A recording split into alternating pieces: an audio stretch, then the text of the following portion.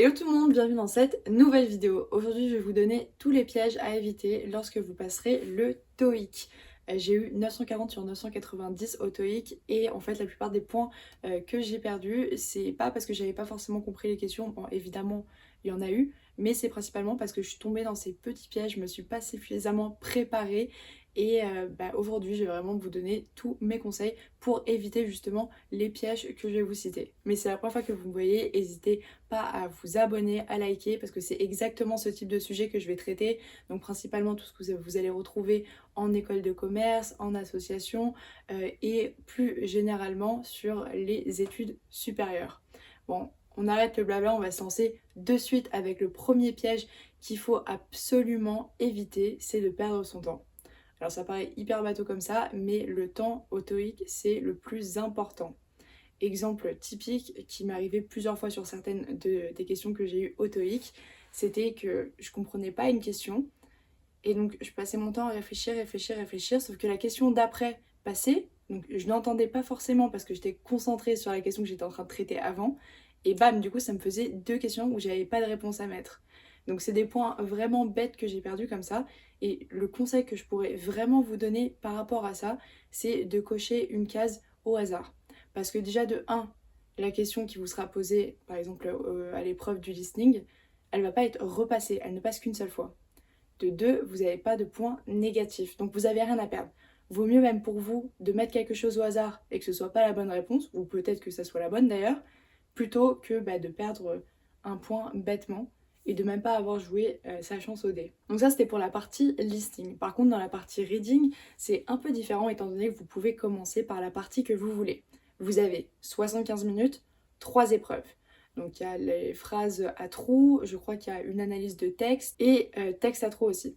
Donc là, évidemment, la dernière épreuve, donc qui est donc à la fin de votre book en fait, ça va être la compréhension de texte et ça va être la plus longue. Donc je vous invite vraiment à commencer par ça et d'y aller le plus rapidement possible en fait. Mettez-vous un temps limite et après, une fois que c'est passé, vous vous dites bon, allez, stop. Par exemple, un temps limite pour lire les textes. Aussi, petit tips pour tout ce qui va être les phrases et les textes à trous, ce serait de se dire ok, je vais passer 30 secondes par question, sans plus. Et essayez vraiment d'optimiser votre temps pour ne perdre aucun temps parce que c'est vraiment la ressource qui vous sera le plus important à la fin. Et ça fait donc typiquement partie des erreurs que j'ai faites étant donné que j'ai même pas pu finir mon épreuve du TOEIC. En fait, j'ai été coupée net et quand on a déposé les stylos, je crois qu'il me restait peut-être entre 5 et 10 questions auxquelles je n'avais pas répondu. Donc j'ai vraiment pas du tout bien utilisé mon temps.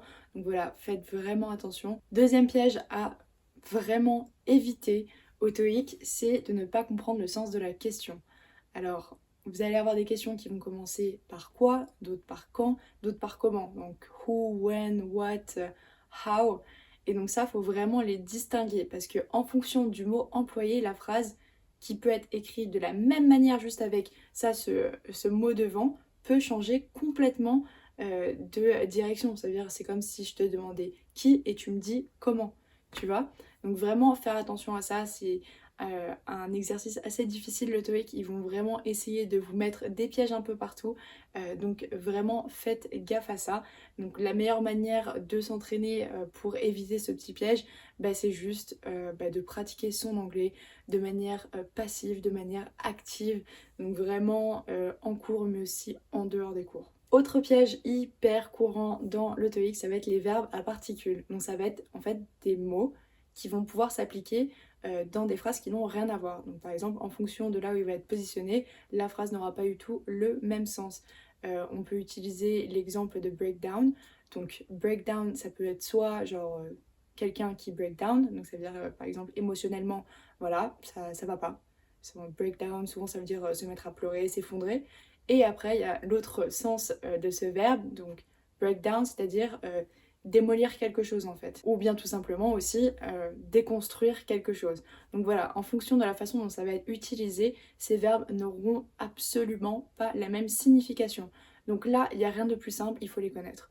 Donc allez vous renseigner, regardez sur internet, demandez à votre prof. Je suis sûre que même dans vos cours d'anglais, ils seront forcément abordés. C'est comme les faux amis, c'est sûr que ça va être abordé par votre professeur. Donc vraiment, faites-y hyper attention. Comme je vous ai dit, les pièges, il n'y a que ça dans le TOEIC. Quatrième piège, hyper courant et encore une fois, où il va juste suffire de réviser, s'entraîner, ça va être l'exemple, donc au reading des word families. Donc en gros, ça va être des réponses hyper similaires.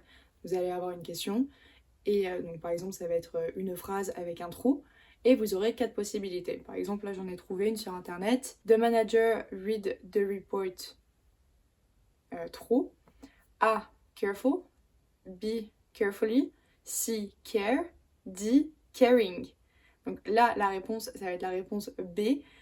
Ça va être carefully. Donc voilà, ça c'est encore une fois, si vous ne pratiquez pas votre anglais, vous ne pourrez pas savoir. Il y a des choses qui se disent, il y a des manières de le dire.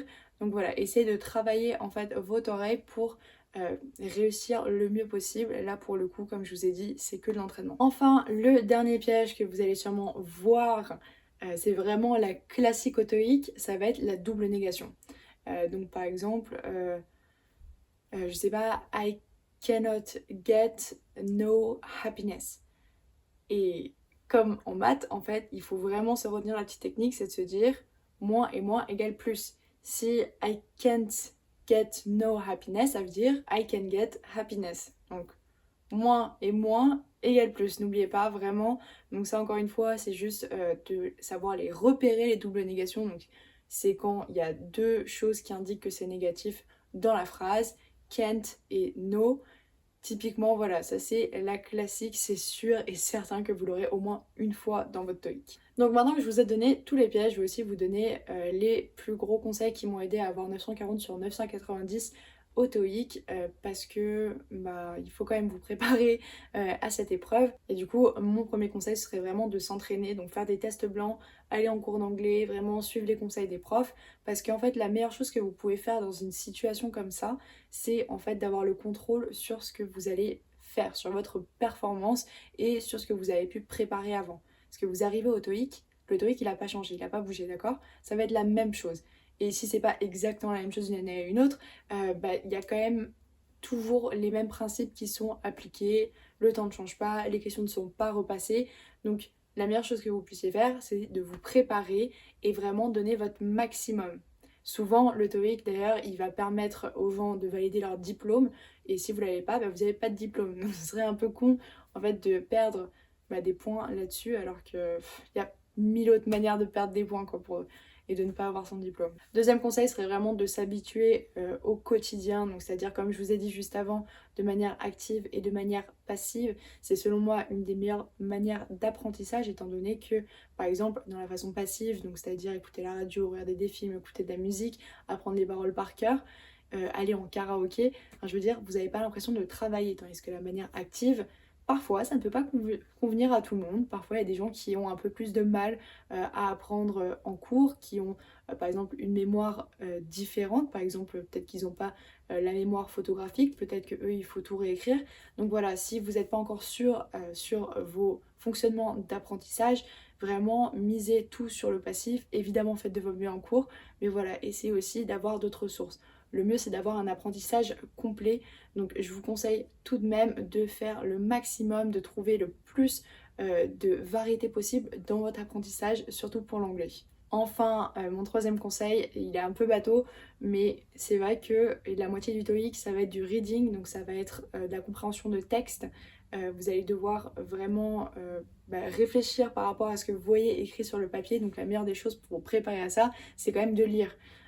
Donc lire à haute voix, et c'est, je pense, un des meilleurs exercices. C'est relou, mais bon, enfin, je veux dire, si vous lisez en français, pourquoi pas en anglais.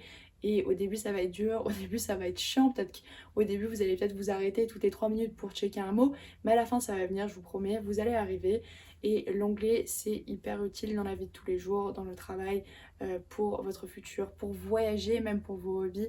L'anglais c'est tellement généralisé dans le monde que ce serait vraiment dommage que vous réussissiez pas votre TOEIC, étant donné que dans tous les cas, l'anglais va revenir vers vous d'une manière ou d'une autre. Donc voilà, j'espère que ça vous a été utile. N'hésitez pas à lâcher vos meilleurs conseils ou poser des questions en commentaire, je répondrai à tout. Et on se dit à la prochaine fois. Bye!